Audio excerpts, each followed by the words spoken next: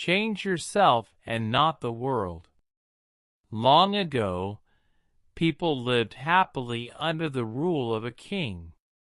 The people of the kingdom were very happy, as they led a very prosperous life, with an abundance of wealth and no misfortunes.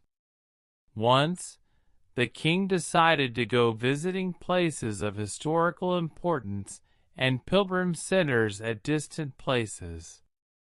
He decided to travel by foot to interact with his people.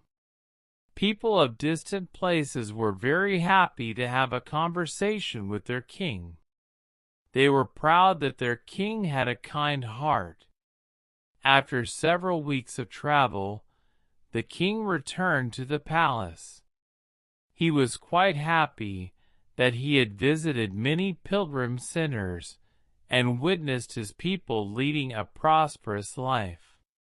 However, he had one regret. He had intolerable pain in his feet, as it was his first trip by foot covering a long distance. He complained to his ministers that the roads weren't comfortable and that they were very stony. He could not tolerate the pain.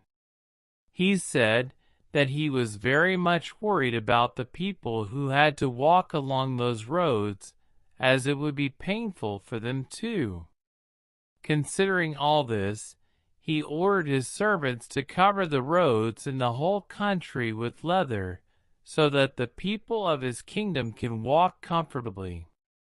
The king's ministers were stunned to hear his order, as it would mean that thousands of cows would have to be slaughtered in order to get sufficient quantity of leather.